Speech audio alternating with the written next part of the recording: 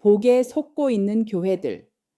몰각한 목사들은 가장 높은 신의 자리에 있기에 늘 고독했고 그 존재감을 유지하려니 어느 누구와도 친구가 되지 못합니다. 그러다 보니 그런 상황에서 오래전 세상을 떠들썩하게 했던 신의 위치에 올라있던 모교회 목사는 외로움의 빈자리를 이성으로 해소했고 긴장감을 도박으로 풀었습니다. 또한 앞서의 어느 중견 목사도 그냥 평범한 사람이었다면 죄를 용서받고 살아나올 법한 일도 위장된 신적 존재감을 지키기 위해 벼랑 끝에서 살려달라는 말 한마디 못하고 그대로 떨져져 죽었습니다. 그러나 신은 인간한테서 나오는 것이 아니라 믿음에서 나옵니다. 따라서 신은 그리스도의 말씀을 향한 믿음에서 성령이 오신다는 사실입니다. 그랬을 때 영생이라는 복을 선물로 받게 됩니다. 그걸 축복이라 합니다. 아울러 축복에 대한 정의부터 알아야 복을 주겠노라 하는 목사들한테 속지 않을 수 있습니다.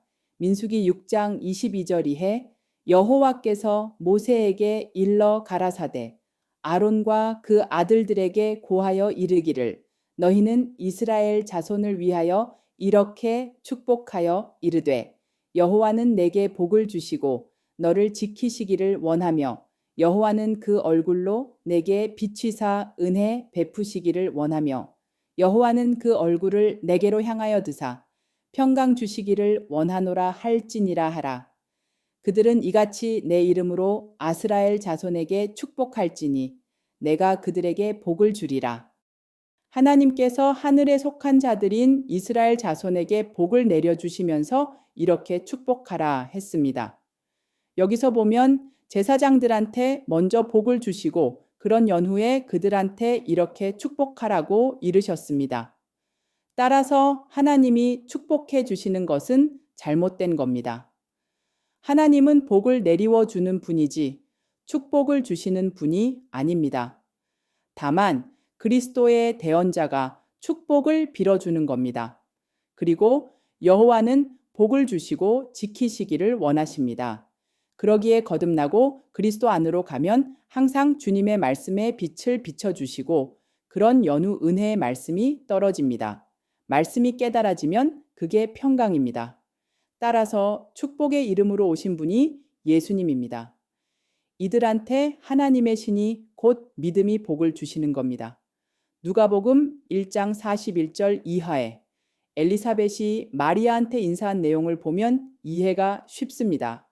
엘리사벳이 마리아의 무난함을 들으매 아기가 복중에서 뛰노는지라 엘리사벳이 성령의 충만함을 입어 큰 소리로 불러 가로되 여자 중에 네가 복이 있으며 내 태중의 아이도 복이 있도다. 초림 때 마리아의 언니 엘리사벳이 동생한테 복을 빌어준 내용입니다. 복중에 임신하고 하나님의 말씀을 들으면 그 아기는 복이 있습니다. 따라서 복 중에서 가장 큰 복이 영생이란 복입니다. 영생은 요한복음 17장 3절에서 영생은 곧 유일하신 참 하나님과 그의 보내신 자 예수 그리스도를 아는 것이니라 이렇게 밝혔습니다. 육체는 죽지만 영혼은 영원히 살아있는 것이 영생입니다. 이러한 영생이 이 땅에서 가장 가치 있는 최상의 복입니다. 그러므로 그리스도의 말씀을 따라가는 것이 신앙의 본질적인 핵심임을 깨달아야 합니다. 영생은 그리스도를 아는 이것으로 진리가 들어가면 하나님의 사람으로 온전케 됩니다. 이 땅에는 선이 하나도 없습니다. 하나님만이 선이고 선한 목자는 예수님이며 진리의 예수 그리스도는 곧 하나님의 말씀입니다. 그러기에 그리스도의 옷을 입다 보면 하나님의 능력, 지혜, 보화를 간직하게 되는 것이고 그게 바로 복 받은 자입니다. 복을 다시 강조하면 영생의 말씀입니다. 사람이 보기에는 성공하여 돈 많은 자산가들이 복을 받은 것 같으나 이들은 죽어버리면 그것으로 끝나기 때문에 그야말로 복측에도 끼지 못합니다. 복받은 자란 하나님과 함께 동행할 수 있는 자로 영생의 복을 맘껏 누릴 수 있는 자들입니다. 그 사람이 가로되 날이 새려 하니 나로 가게 하라. 야곱이 가로되 당신이 내게 축복하지 아니하면 가게 하지 아니하겠나이다. 창세기 32장 26절.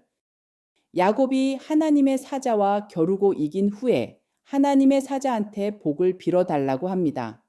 야곱은 사업가고 속이는 자입니다.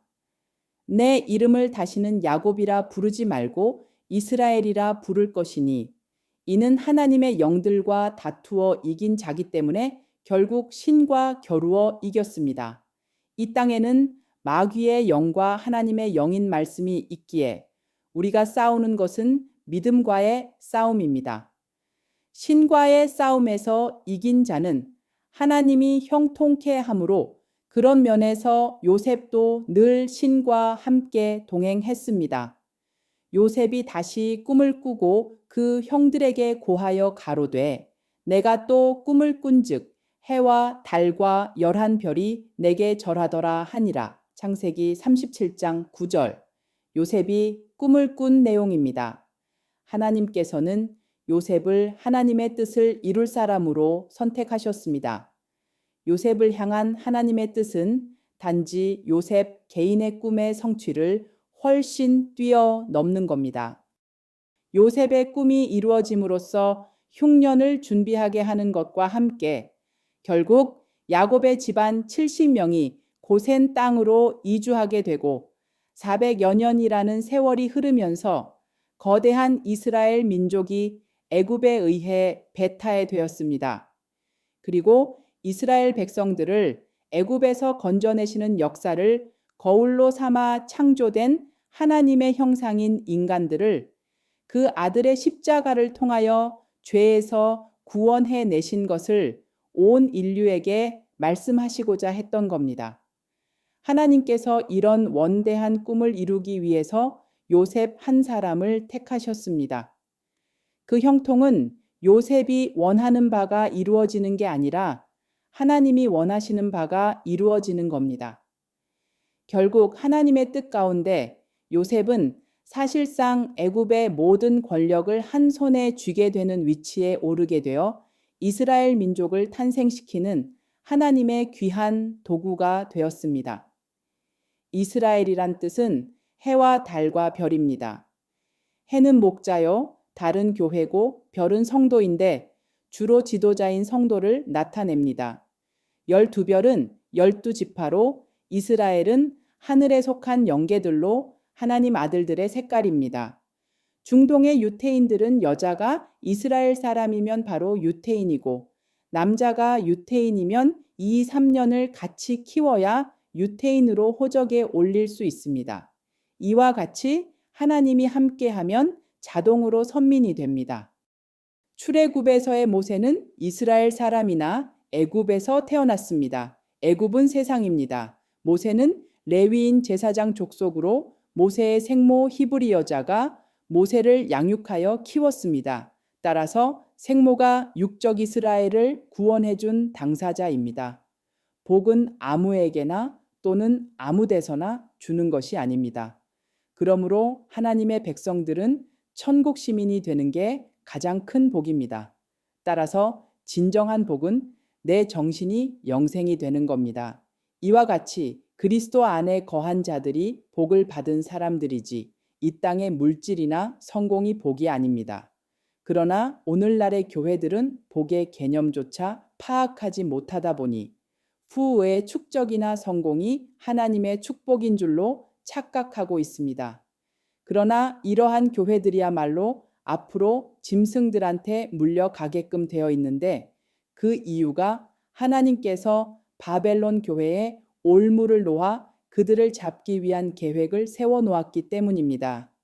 그 대목이 예레미야 50장 24절에 바벨론아 내가 너를 잡으려고 올무를 놓았더니 네가 깨닫지 못하여 걸렸고 네가 여호와와 싸웠으므로 발각되어 잡혔도다. 첫사람 아담은 하나님이 잡혀 먹으라고 놓아둔 올무입니다. 하나님께서는 이들이 범죄할 것을 미리 다 아시고 올무를 놓아 바벨론 교회들을 잡기 위해 덫을 놓았습니다. 근래 들어 대형 교회의 비리나 목사들의 파렴치한 범죄 행위 등이 자주 방송에 보도되는 것을 통해 충분히 이해될 갑니다. 어디 그뿐인가 이단들의 극성이 갈수록 심화되어 교회마다 이들을 제지하느라 곤욕을 치렀습니다. 뿐만 아니라 오늘날 교인들을 이단이나 불교나 또는 명상이나 요가 등으로 빼앗기고 있는 것만 보아도 충분히 감지할 수 있는 일입니다. 예레미야 51장 7절에 바벨론은 여호와의 손에 잡혀 있어 온 세계가 취하게 하는 금잔이라 문 민족이 그 포도주를 마심으로 미쳤도다. 지금 교회들이 다들 미쳐 갖고 있는데 그게 혼칙해 하는 포도주 때문입니다. 바벨론 자체가 섞인 것으로 하나님의 말씀과 육신의 생각들로 혼합된 교리들이 마구잡이식으로 온 세상을 뒤흔들고 있습니다. 특히 종교 지도자들한테 혼칙해 하는 술, 즉 비진리인 거짓 교리를 먹여서 더욱 미쳐가게 만들고 있습니다. 이 증거로 스가랴 12장 2절에 보라, 내가 예루살렘으로 그 사면 모든 민족에게 취하게 하는 잔이 되게 할 것이라. 예루살렘이 애워싸일 때에 유대계까지 이르리라. 이와 같이 모든 민족이란 바로 전체 교회를 뜻하는 것으로 거의 모든 교회들이 짜깁기식의 교리에 취해 어느 것이 올바른 진리인가를 올바로 깨닫지 못하고 혼측한 술잔에 취해 이리 비틀 저리 비틀 사방으로 비틀거리고 있습니다. 그러나 성경의 진수는 그 중에 하나님의 백성들을 택해 그들에게 복을 주기 위함입니다. 하나님이 그들에게 복을 주시며 하나님이 그들에게 이르시되 생육하고 번성하여 땅에 충만하라. 땅을 정복하라. 바다의 물고기와 하늘의 새와 땅에 움직이는 모든 생물을 다스리라 하시니라. 창세기 1장 28절. 하나님께서는 인간들에게 복을 주시기 위해 그 전에 우리 형상을 만드셨고 그런 연후에 일곱째 날에 복을 주셨습니다. 따라서 복은 하나님만이 내려주시는 겁니다. 그리고 축복이라는 단어는 제사장들만 할 수 있는 용어입니다. 이삭이 축복권이 있고 야곱이 축복권이 있었습니다. 축복은 하나님께서 미리 정하신 자한테 주게 되어 있습니다. 에서와 야곱은 쌍태입니다. 원래는 에서가 장자라 그에게 축복을 내려야 하나 야곱은 이미 태중에서 하나님께서 미리 정해 놓은 것을 알기에 축복이 야곱한테 간 겁니다. 또한 야곱도 바로한테 복을 빌고 나서 요셉한테 축복했습니다. 그러나 요셉한테 복을 빌기에 앞서 손자한테 먼저 축복했습니다. 손자인데 왜 아들이라 했냐 하면 12지파 중에 단 지파 하나가 빠집니다. 초림 때는 가롯 유다가 뱀입니다. 계시록 7장에 가면 단 지파가 없어지고 12아들 중에 메우나세가 들어갑니다. 이와 같이 축복을 받은 자가 하늘 백성이 됩니다. 마태복음 13장 52절에 그러므로 천국의 제자된 서기관마다 마치 새 것과 옛 것을 그 곳간에서 내어오는 집주인과 같으니라. 이와 같이 그리스도와 하나가 되면 그 자체가 복으로 새 것과 옛 것을 곳간에서 주인처럼 갖다 먹을 수 있습니다. 즉 자기가 주인입니다. 여기서의 옛 것은 구약의 율법이고 새 것은 신약의 그리스도의 말씀입니다. 율법은 하나의 법전입니다. 법을 지켜 의롭다 할 육체가 없으므로 하나님께 인정받고 올라갈 수 없습니다. 그러나 믿음이 들어오면 의롭게 됩니다. 하나님은 복을 내려주시는 분이기에 믿음만을 의로 여기십니다. 그렇다면 믿음은 하나님의 보내신 자를 믿는 것이 하나님의 일이니라 하시니 요한복음 6장 29절에 분명하게 밝히셨습니다. 이와 같이 하나님의 보내신 자를 믿는 것이 하나님의 일입니다. 하나님의 말씀이 육신이 되어 오신 분이 예수님입니다. 이분을 믿기만 하면 그 자체가 복이 됩니다. 그렇지 않으면 전부 과부고 고아입니다. 고아는 하나님이 떠나면 고아고 예수 신랑 없으면 과부입니다. 따라서 이 땅에 평안이 없습니다. 그러나 예수 그리스도의 말씀이 들어오면 그게 복이고 평안입니다. 그러기에 그리스도 안에 있는 사람은 하나님의 아들들이 되기 때문에 무서울 것이 없습니다. 우주 만물의 창조자가 바로 나의 아버지이신데 무엇이 떨리고 두렵겠습니까? 그래서 주님께서도 누가복음 11장 13절에서 너희가 악할지라도 좋은 것을 자식에게 줄 알거든 하물며 너희 천부께서 구하는 자에게 성령을 주시지 않겠느냐 하시니라. 무엇보다 하나님의 거룩한 영이 내려오면 육신의 생각이 자연스레 소멸됩니다. 그의 나라와 그의 의를 구하고 나면 우주 만물의 창조 주신 내 아버지가 모든 것을 더해 주십니다. 믿기만 하면 그게 복입니다. 성경의 원리는 아주 심플합니다. 만물뿐 아니라 심령까지 창조하신 이가 우리 하나님으로 내 안의 정신을 주관하신 그리스도께서 언제나 우리와 함께 동행하십니다. 그러므로 말씀, 즉 성령을 받으면 보이는 육과 보이지 않는 정신인 영이 우리를 인도함으로 영생이라는 복이 우리 것이 됩니다. 따라서 성경에서 말하는 모든 복은 이 땅의 물질이 아니라 영생임을 깨닫고 물질의 복을 추구하게끔 만드는 세상 바벨론 교회들에게 더 이상 속지 말아야 합니다. 우리의 가장 큰 복은 그리스도 안에 있는 것이 복이고 또한 그리스도의 말씀을 얻는 것이 이 세상 그 어떤 복보다 가장 큰 것임을 깨닫고 그 복만을 추구해야 합니다.